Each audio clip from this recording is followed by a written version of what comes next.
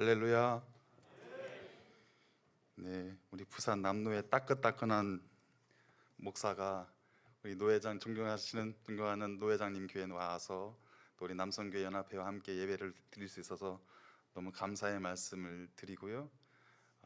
또 귀한 특송을 해주셨는데 그 특송을 들으면서 어떤 마음이 드냐면 이 자리에 계신 분들 한 분 한 분에게 하나님의 영이 찾아오셔서 참 잘했다 이렇게 토닥토닥 해주시는 그 느낌을 받았어요. 그래서 너무 귀한 은혜 주셔서 감사하고 우리 옆에 계신 분에게 이렇게 인사하셨으면 좋겠습니다.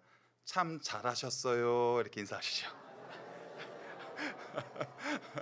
예, 예. 하나님께서도 이 자리에 계신 한 분 한 분을 그런 마음으로 또 바라보고 계시고 또 찾아와 주시고 우리에게 칭찬해 주고 계심을 믿습니다.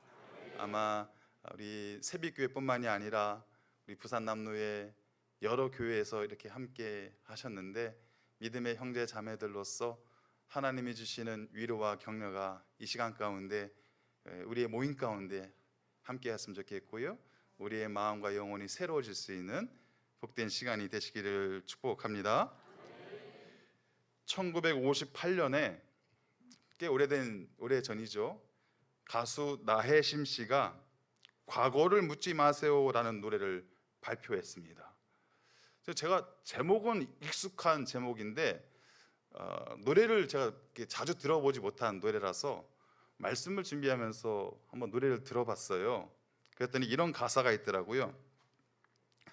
장벽은 무너지고 강물은 풀려 어둡고 괴로웠던 세월은 흘러 끝없는 대지 위에 꽃이 피었네.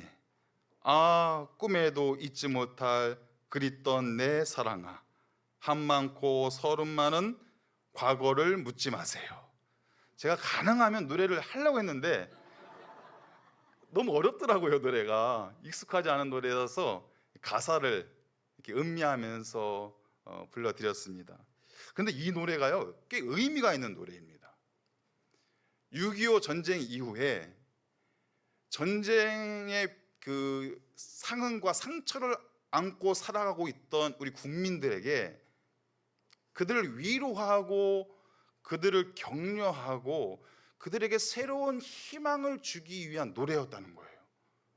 굉장히 영적인 의미를 갖고 있던 이 노래였다는 것을 이번에 이제 공부를 하면서 말씀을 준비하면서 알게 되었습니다. 그래서 이 과거를 묻지 마세요라고 이 말하는 것은 우리 민족의 아픔을, 민족의 상처를 대신 표현하고 있는 그런 노래였다라는 것을 알 수가 있었습니다. 우리 민족도 우리나라도 수많은 아픈 과거와 슬픈 역사가 있지 않습니까? 여러분들은 어떤 과거를 가지고 계세요? 지금 이렇게 겉으로는 아무 문제가 없어 보이시는데 아마 과거를 이야기하기 시작하면은 한 보따리 얘기할 수밖에 없는 긴 시간이 필요한 아마 지나온 세월들이 있을 것입니다. 그런데 그런 과거가 어떻게 여러분들의 마음속에 기억되십니까? 그냥 이렇게 아무 일 없었듯이 그냥 누구에게나 편하게 얘기할 수 있는 과거이십니까? 아니면 내 과거는 제발 묻지 마세요. 그 말밖에 할 수 없는 상처와 아픔 또 슬픈 마음을 갖고 있는 과거이십니까? 아마 저마다 그 각자의 과거의 이야기가 다를 것이다 라는 생각이 듭니다. 오늘 본문 말씀 사도 바울의 디모데전서 1장의 말씀을 통해서 우리는 한 사람의 과거의 모습을 살펴볼 수가 있어요. 그리고 그 모습을 통해서 다시 복음으로 살아난 인생, 하나님의 은혜로 말미암아 다시 회복된 인생이 어떤 모습으로 살아가고 있는지를 살펴볼 수가 있습니다. 저와 여러분도 마찬가지일 거예요. 우리의 과거, 그 과거의 깊은 수렁에 빠져 있을 때 하나님의 은혜로 그 수렁에서 건짐을 받으시고 또 죄에서 구원을 받으시고 복음으로 다시 살아난 인생으로 살아가고 있지 않습니까? 복음으로 다시 살아난 인생, 복음으로 회복된 인생이 어떤 모습으로 하나님 앞에 서 있어야 되고 살아가야 되는지를 오늘 말씀을 통해서 한번 살펴보기를 원합니다. 오늘 말씀도 그 말씀드렸던 과거를 묻지 마세요라는 그 노래가 주고 있는 위로의 메시지를 오늘 말씀에서 담아내고 있다는 것을 우리가 잘 알 수가 있습니다. 사도 바울이요, 그의 영적인 아들이었고 제자였던 디모데에게 편지를 보내고 있는 거예요. 그 디모데에게 에베소 교회를 맡기기 이전에 바울이요, 자신의 슬픈 과거를 고백을 하고 있다는 것입니다. 나의 아픈 과거, 밝히기조차 부끄러웠던 과거의 모습을 그대로 보여주고 있다는 거예요. 그리고 그 과거의 모습에, 그 부끄러운 과거의 모습에 억눌려 있던 것이 아니라 하나님의 은혜로 말미암아 나는 이렇게 새로운 인생으로 거듭났다. 그리고 하나님이 주신 사명을 붙잡고 살아가는 하나님의 인생으로 나는 지금 살아가고 있다. 그것을 디모데에게 설명을 해주고 있다라는 것입니다. 이 당시 이 디모데 전서의 배경이 되는 에베소 교회, 디모데가 지금 목회를 해야 되는 에베소 교회의 처지를 우리가 한번 살펴볼 필요가 있습니다. 이 에베소 지역은요, 소아시아의 중심 지역에 위치했던 지역이었어요. 그리고 이 에베소 지역에는요, 당대 가장 유명했던 아데미 신전이라는 것이 위치하고 있었던 매우 유명한 지역이었습니다. 그래서 각종 우상 숭배와 마술의 행위가 빈번하게 일어나고 있었어요. 그리고 그 에베소 지역에는요, 영지주의라는 아주 깊은 이단 사상이 자리를 잡고 있었어요. 영지주의가 무엇입니까? 영혼은 선하고 육신은 악하다. 영혼은 선하고 물질은 악하다. 그래서 철저하게 이분론적으로 그들의 마음을 억누르고 있었던 영지주의가 있었다는 거예요. 또 잘못된 기독교 사상들이 있었다는 거예요. 금욕주의, 또 특정 음식을 먹지 않아야 되는 그런 잘못된 기독교적인 사상을 가지고 있었다는 것입니다. 여러분, 이 에베소 지역을 이렇게 다 떠올려 보니까 우리의 처지하고 비슷한 것 같아요. 여러분, 우리가 살아가고 있는 이 세상이 이런 문화 속에 지금 아주 뿌리 깊게 영향을 받고 있다는 것이, 잘못된 이단 사상들이 어마어마하게 많잖아요. 제가 어디 부산 지역에 내려오면서 보았더니요, 이 이단의 본거지인 것 같아요. 어딜 가나 이단을 만날 수가 있더라고요.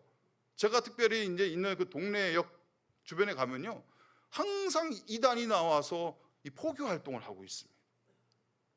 이단의 사상들이 너무너무 팽배한 우리의 환경을 지금 보고 있다는 거예요. 잘못된 이단 사상들이 우리 바로 옆에 위치하고 있어요. 또 하나, 반기독교적인 사상들이 우리 주위에 얼마나 많이 있습니까? 여러분, 지금 우리나라가요,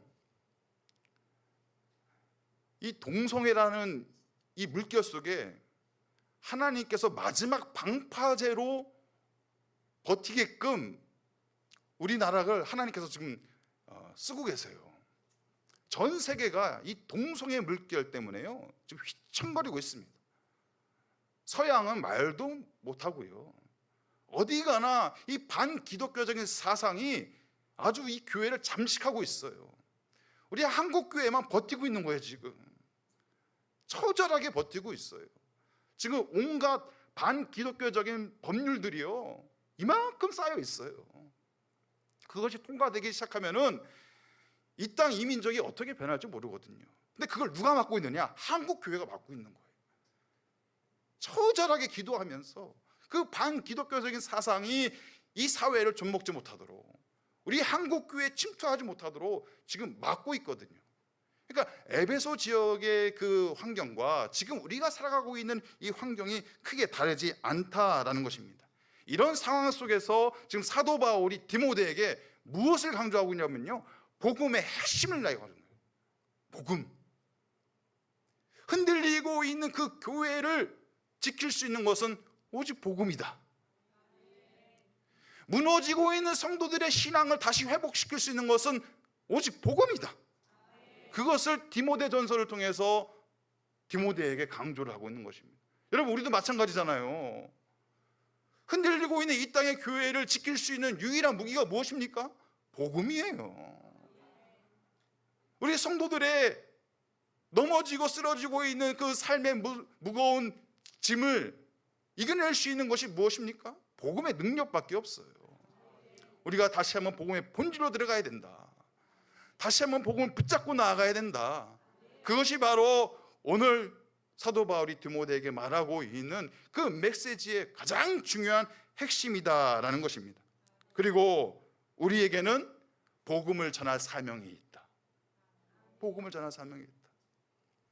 아까 전에 이제 예배를 준비하면서 우리 노회장님과 또 몇몇 장로님들과 담소를 나누고 있는데 그 이야기 중에요, 절반 이상이 어떤 이야기인지 아세요? 선교하신 이야기. 선교하신 이야기. 그래서 나중에 우리 노회장님께서는요, 선교의 이야기를 쓰신대요, 책으로. 꼭 기대하세요. 선교의 뒷이야기를, 아주 재미난 선교 이야기를 쓰신대요. 그 이야기를 쭉 제가 옆에서 들으면서 이 복음에 불타오른 우리 목사님, 장로님들의 모습을 보면서 마음에 큰 도전을 받게 되었습니다.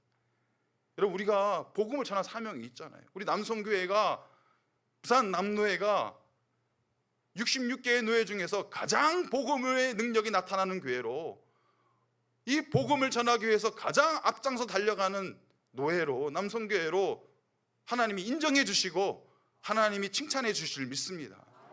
바울은 지금 디모데에게 그걸 얘기하고 있는 거예요. 우리에게는 그 복음을 전할 사명이 있다. 우리는 가만히 있을 수 없다. 그 복음을 전해야 된다 말하고 있는 것입니다. 그렇다면 오늘 말씀 사도 바울이 말하고 있는 그 복음의 정체, 복음의 핵심은 과연 무엇인가?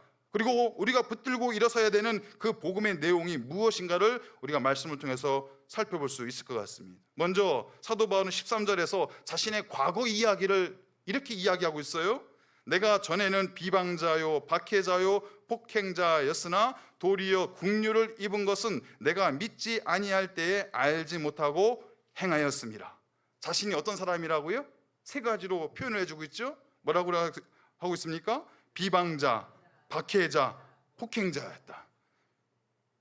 여러분, 이 중에 하나만 걸려도요 나쁜 사람이에요. 이 중에 한 모습만 띄고 있어도 나쁜 사람이에요.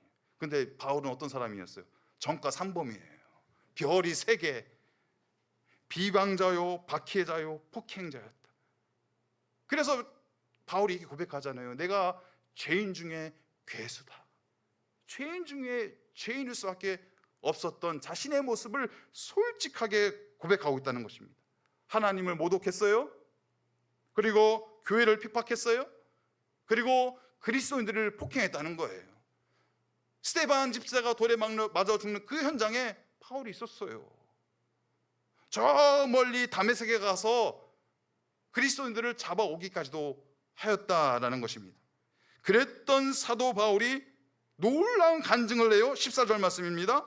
우리 주의 은혜가 그리스도 예수 안에 있는 믿음과 사랑과 함께 넘치도록 풍성하였도다. 나는 죄인 중에 괴수였는데 우리 주의 은혜가 내게 풍성히 임하였도다. 예수 안에서 그 믿음과 사랑이 내게 풍성히 임하였도다. 그 한량없는 하나님의 은혜와 그 믿음과 사랑이 추악한 나의 모습 가운데 임하였도다. 이렇게 고백하고 있는 것입니다. 여러분, 복음이 무엇입니까? 여러분들이 알고 있는, 여러분들이 고백하고 있는 그 복음이 무엇입니까? 제가 알고 있는 복음은 나 같은 죄인을 살리신 그 은혜가 놀라워. 그것이 제겐 복음이에요. 그 크신 하나님의 사랑 말로 다 형용 못하네. 그것이 제가 만난 복음이에요. 과거가 있었던 인생이었지만, 부끄러운 인생이었지만, 어느 순간 한량없는 하나님의 은혜가 제게 부어지고 주 안에서 그 믿음과 사랑의 풍성함이 누려질 때 새로운 인생으로 거듭나게 되고 하나님이 쓰시는 종으로 이렇게 살아갈 수 있게 되었다라는 것입니다. 여러분, 우리의 죄가 아무리 클지라도, 우리의 죄가 아무리 많을지라도 하나님은 그 모든 것을 덮고도 덮을 수만큼 큰 은혜의 하나님이심을 믿으시길 바랍니다. 여러분들의 모든 허물을 하나님이 얼마든지 덮으실 수 있어요. 얼마든지 깨끗하게 하실 수가 있어요. 그 은혜의 하나님, 그 크신 하나님을 바라볼 수 있는 우리 모두가 되시길 바랍니다. 이게 복음이라는 거예요. 제가 예전에 신학을 공부하기 전에 방글라데시에서 좀 산 적이 있습니다. 그러면서 그 옆에 인도가 있는데요, 인도를 방문한 적이 있어요. 그래서 인도에 가서 바라나시라는 지역을 방문한 적이 있습니다. 이 바라나시가 얼마나 유명한 지역이냐면은 그 인도의 성스러운 어머니 강, 겐지스 강이 흐르고 있는 그 도시입니다. 그래서 아마 TV에서도 많이 보셨을 거예요. 그 겐지스 강이 흐르는 그 옆에 도시에, 그 도시에서, 그 강가에서 무엇이 벌어지고 있냐면요, 저 상류에서는요 시신을 태워요. 화장을 해요. 그리고 중간 지점에서는요 사람들이요 목욕을 해요. 이를 닦고 목욕하고 물을 마시고, 그리고 좀 더 내려오면요 사람들이 막 빨래를 해요. 인도 사람들이 그 강을 그렇게 성스럽게 여기는 이유가 있어요. 그 강에 내가 들어가면, 그 강물 속에 내가 들어가면 나의 모든 더러운 것이 깨끗하게 씻겨 내려간다고 믿고 있거든요. 그래서 어린아이들도 막 수영하고, 관광객을 태우면 배가 왔다 갔다 하기도 하고. 그런데 아세요? 그 겐지스 강이요 세상에서, 세계에서 가장 오염된 강 중에 하나입니다. 가장 오염된 강 중에 하나예요. 제가 가만히 보니까요 그 강에 들어가서 이렇게 왔다 갔다 했던 사람들의, 어린아이들의 모습을 보니까 다 피부병이 걸려 있어요. 다 벗겨져 있고요, 빨갛게 벗겨져 있어요, 피부가. 자신의 더러운 것을 깨끗하게 해줄 수 있는 강이라고 여겼는데, 그 강에 몸을 맡겼더니 오히려 더 큰 질병을 얻게 됐다는 거예요. 여러분, 우리 세상에서 무엇으로 우리의 연약함과 이 죄악이 깨끗해질 수 있을까요? 내가 열심히 산다고 해서, 내가 인생에서 성공을 한다고 해서, 내가 부지런히 산다고 해서 나의 이 죄된 모습과 이 연약한 모습이 깨끗해지는 것이 아니라는 거예요.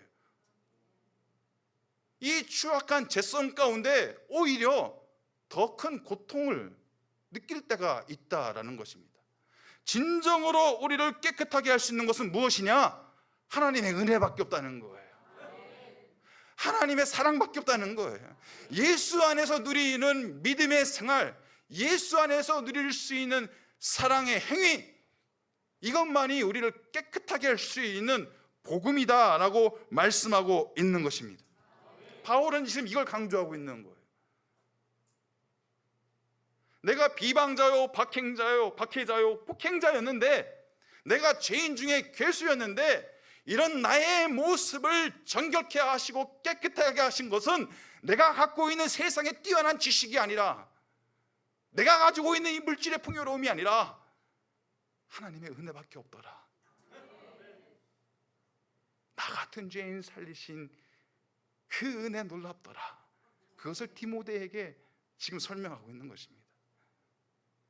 그렇다면 그 놀라운 은혜와 사랑으로 구원받고 새롭게 된 우리는 어떻게 살아가야 되는 것인가? 오늘 사도 바울은 16절에 있는 말씀에서 이렇게 밝히고 있습니다. 내가 국류를 입은 까닭은 예수 그리스도께서 내게 먼저 일체 오래 참으심을 보이사 후에 주를 믿어 영생 얻는 자들에게 본이 되게 하려 하심이라. 본이 되게 하려 하십니다. 그러면서 17절에서 이렇게 하나님을 찬양해요. 영원하신 왕 곧 썩지 아니하고 보이지 아니하고 홀로 하나이신 하나님께 존귀와 영광이 영원 무궁하도록 있을지어다. 아멘. 사도 바울이 지금 디모데에게 말하고 있는 거예요. 우리가 경험했던 이 구원의 이야기, 우리가 경험했던 누리고 있던 하나님의 이 놀라운 은혜와 사랑의 이야기, 이거는 우리들만의 것이 아니야.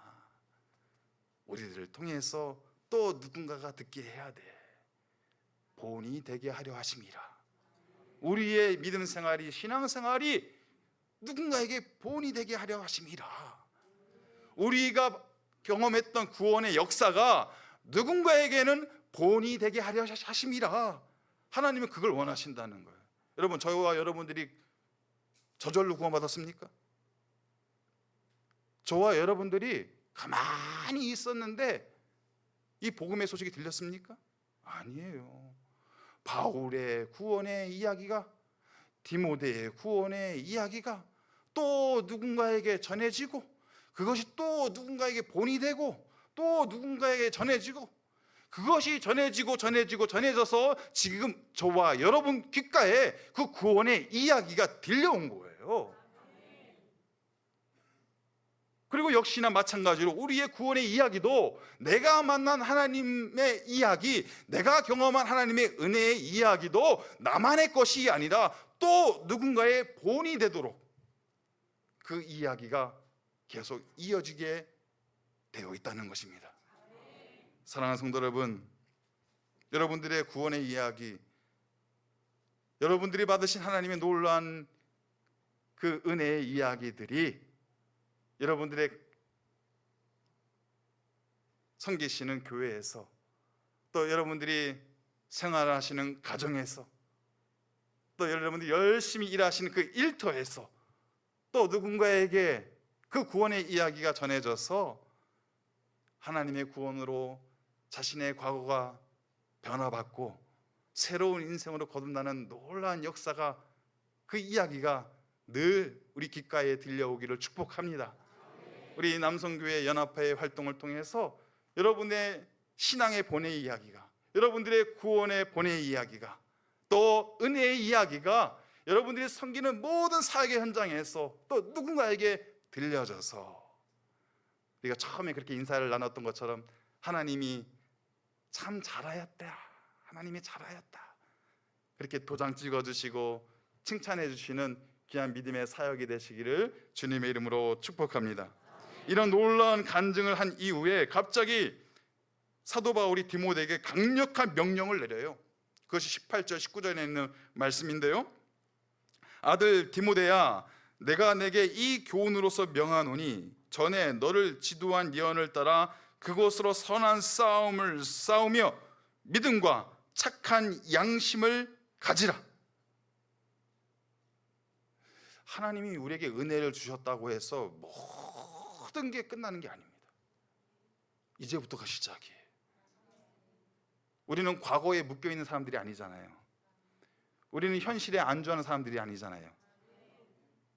하나님께서 우리에게 은혜를 주셨는데요, 이제 우리가 살아갈 곳은 영적인 싸움의 현장이에요. 치열한 영적인 싸움의 현장이 있습니다. 그곳에 나아가서 우리가 무엇으로 그 싸움을 감당할 것인가? 오늘 이 말씀, 믿음과 착한 양심을 가지라. 여러분, 이제 내일부터 또 세상에 나아가서 살아가셔야 되잖아요. 세상 살이가 어떻게 편하세요? 호락호락하세요? 제가 보니까 우리 성도님들이 살아가는 그 삶의 현장이 너무 치열하신 것 같더라고요. 호락하지 않은 것 같아요. 어찌 보면 치열한 영적인 싸움을 할 수밖에 없는 그 현장 가운데 계신 것 같습니다. 가정을 섬기시며 그 믿음의 가장으로서 그 무거운 짐을 짊어지고 살아가는 그 치열한 영적인 싸움의 현장, 또 일터에서 하나님의 백성으로서 그리스도인으로서 살아갈 때 그 정직함을 지켜가기 위해서 애쓰고 수고해야 되는 그 치열한 영적인 현장, 각 교회들마다 내가 감당해야 될 그 사명이 있는데, 그 자리가 있는데, 그 땀 흘리며 수고할 때 또 내가 감당해야 되는 그 직분의 무게, 그 사역의 무게, 여러분, 그런 치열한 영적인 전쟁의 현장이 있다는 것입니다. 여러분, 우리가 살아가는 이 그리스도인의 삶은요, 그냥 유람선 타고 우리 관광하면서 다니는 인생이 아닌 것 같아요. 영적인 군함을 타고 그 치열한 전쟁의 현장에 나아가서 싸울 수밖에 없는 영적 전쟁에 나가 있는 우리의 모습인 것 같습니다. 부산 앞바다에 가면은 유람선도 있고 군함도 있더라고요. 여러분들이 타야 될 배는 유람선이 아니라는 거예요. 군함이라는 거예요. 제가 이 소식지를 보니까 우리 남성교 연합회에서 24일 날 해군교회를 방문하신다고 하더라고요. 맞죠? 그 해군교회 가서 꼭 군함을 타시길 바랍니다. 유람선은 여러분들의 배가 아니에요. 군함을 타신 다음에, 내가 지금 내 인생이 이 영적인 군함을 타고서 치열한 영적인 전쟁을 치르고 있구나, 그렇게 받아들이시면 돼요. 그 치열한 영적인 전쟁의 현장에서 우리에게 주신, 하나님이 우리에게 주신 무기가 무엇입니까? 강력한 믿음과 착한 양심, 그것으로 살아가야 되는 것이다. 여러분, 굳건한 믿음의 사람들로 살아가시길 바랍니다. 믿음이 무기예요. 믿음이 능력입니다. 믿음이 기적입니다. 믿음을 가지고 있으면, 우리가 하나님을 향한 그 간절한 믿음을 가지고 있으면 세상에 어떤 것도 두렵지가 않은 것입니다. 그리고 착한 행실, 착한 양심으로 살아갈 수 있는 우리 모두가 되시길 바랍니다. 교회에서 보면요, 다 빛이 나세요. 반짝반짝 빛이 나세요. 그 모습이 세상 가운데 나가서도 더 환하게 빛이 날 수 있는 착한 양심으로, 거룩한 모습으로, 그 행실로 살아갈 때 그 모든 영적인 전쟁을 능히 감당할 수 있는 우리 모두가 될 줄 믿습니다. 제가 올 1월에 교회에 부임했습니다. 동네 중앙교회에 부임하고 여러 다양한 분들을 만나고 또 이야기하고 교제를 하고 있는데, 그런 시간들 속에 자연스럽게 이제 그분들의 과거 이야기를 듣게 돼요. 그런데 제가 잊지 못할 한 장로님의 이야기가 있습니다. 이 장로님의 이야기를 듣다 보니까 딱 사돌바울과 같은 인생을 살아오셨어요. 딱 사돌바울 같은. 과거에 하나님을 알지 못했던 그때 너무나도 어둡고 암울했던 인생을 살다가 어느 순간 하나님의 은혜의 빛이 그 영혼을 확 비추기 시작하는 거예요. 그 믿음의 분량이 확 채워지기 시작하는 거예요. 그 하나님의 큰 사랑이 느껴지기 시작하는 거예요. 그 다음부터는요, 목숨 걸고 주의를 지키시는 분이 되어버렸어요. 목에 칼이 들어와도 주일날 예배를 드리지 않으면 살 수 없는 인생이 되고 말았다라는 거예요. 절망스러운 자신의 과거를 깨끗하게 씻어주신 하나님의 은혜를 생각할 때마다 눈물이 맨날 터지는 거예요. 예배의 자리에 앉기만 해도 눈물이 터지는 거예요. 하나님만 생각해도 눈물이 터지는 거예요. 그 장로님의 눈이 되게 아담하시거든요. 되게 아담하세요.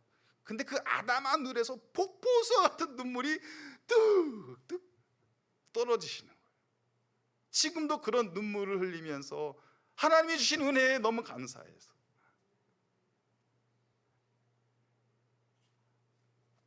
하나님의 아들로서 거듭난 것이 너무 감격스러워서 예배를 드리는 것이 감사하고, 교회에서 봉사하는 것이 감사하고, 성도들을 만나서 위로하는 것이 감사하고, 가정에서, 일터에서, 교회에서 또 맡겨주신 그 귀한 자리에서 그것을 마다하지 않고 늘 감격하면서 감사하면서 눈물 흘리면서 섬기시는 그 장로님의 모습이 있습니다. 그 장로님이 지금 끊임없이 기도하는 것은 바로 이 모습이에요. 하나님, 제게 더 큰 믿음 주세요.